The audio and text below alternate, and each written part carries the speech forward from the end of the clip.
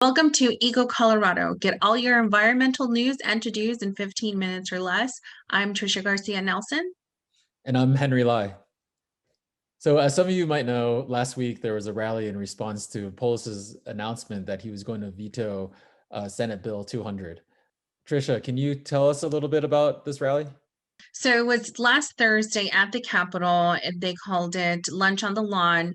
There was a wide range of groups, including our very own Ian Tafoya, Shayna Oliver, which she is with Mothers Clean Air Force, Eco Madre, Senator Faith Winner, um, Senator Romero, and Representative Jackson were all there, and they were the sponsors of the bill. We also had Lucy Molina. She's an activist from Commerce City and a member of North Range Concerned Citizens, former Representative Joe Salazar. And there were about almost 20 different groups that co-hosted this event, including the 350 Colorado, Sierra Club, Green Latinos, Wild Earth Guardians, Colorado Latino Forum, and many, many more. So this is an action that had a broad support from all across the state. Right. And it all had to do with the announcement for Polis that he would veto Senate Bill 200. So let's give a little bit of background on Senate Bill 200.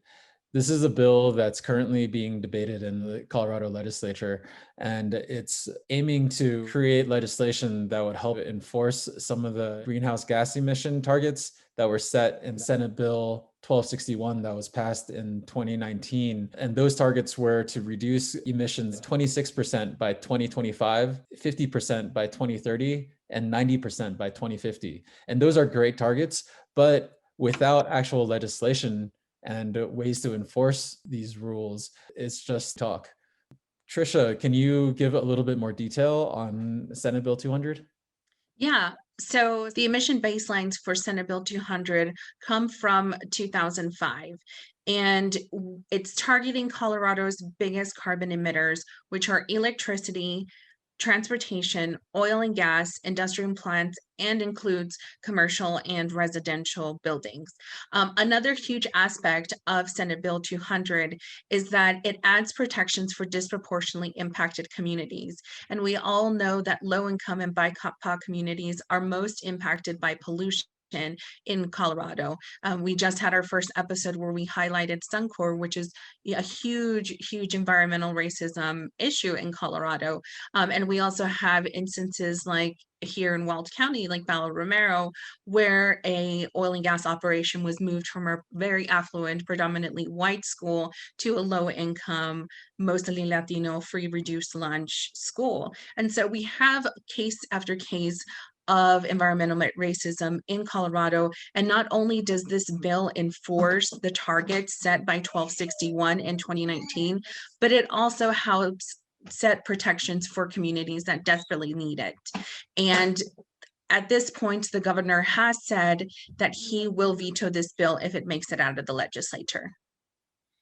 So SB 200, if passed, will also set into law caps on emissions for a wide range of sectors, including, like you were mentioning, the biggest polluters in Colorado: electricity, oil and gas, and transportation. SB 200 will also require Tri-State Generation to file a binding plan to cut their emissions by 80% by 2030, which is great because previously only Xcel was required to file a plan.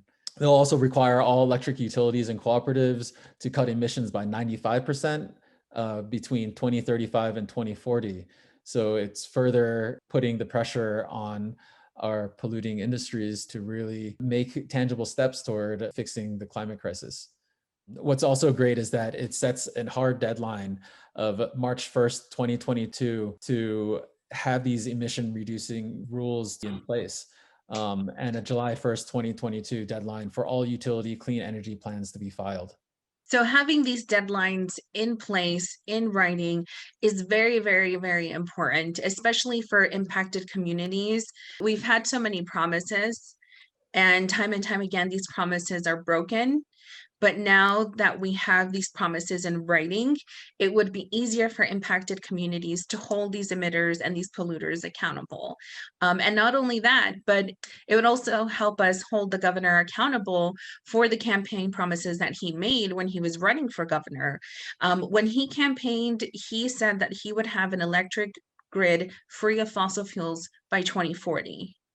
And it really feels like along the way, he has just created roadblocks for us to get to these goals. It's really interesting that Polis would tout himself as a very climate change oriented and environmental politician, but then come out with a statement saying that he would veto this Senate Bill 200.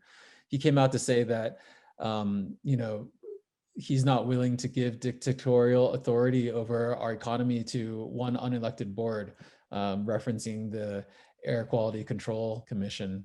But our economy is not just a oil and gas or electricity generating economy. Oil and gas actually accounts for only 1% of jobs in Colorado. So there's a huge other part of our economy that is dependent on our environment, the beautiful outdoors, and so many other industries that are associated with it. So those industries are at risk if we keep allowing our state to be polluted. Absolutely.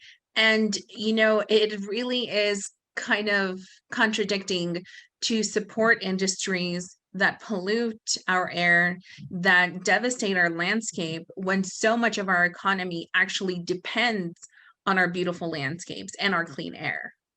And so I really feel like this is going to take a lot of pressure from the public, not just environmental groups, but a lot of pressure from other industries that do rely on our landscape and our clean air and our beautiful state for their livelihood.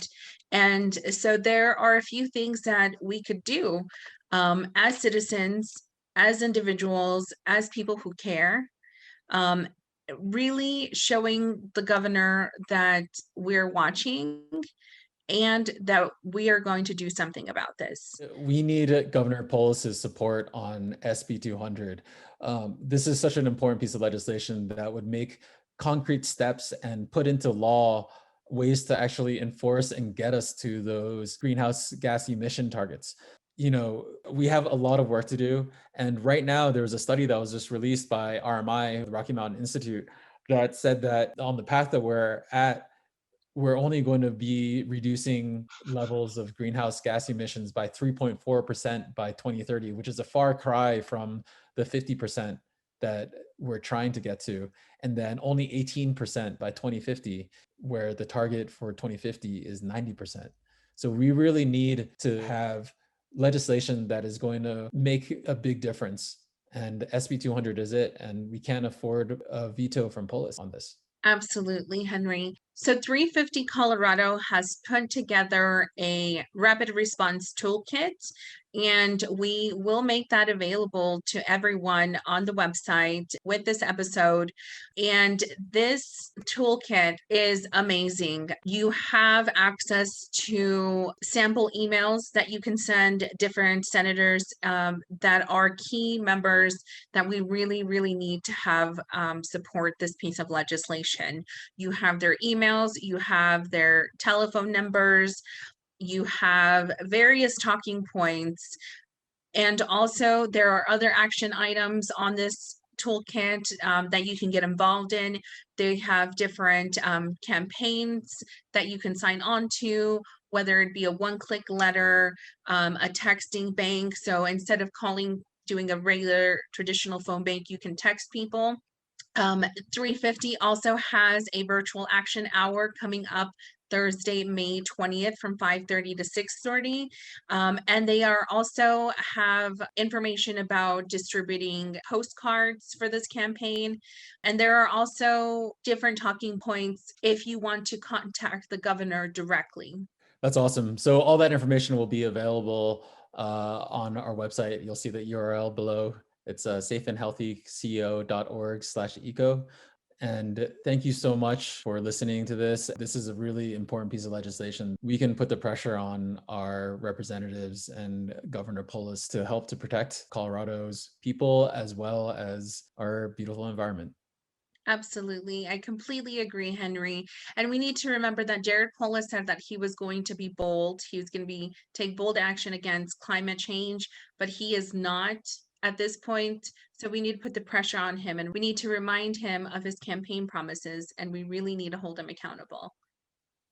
Thank you so much for tuning in to Eco Colorado, your environmental news and to-dos in 15 minutes or less. We'll see you next time.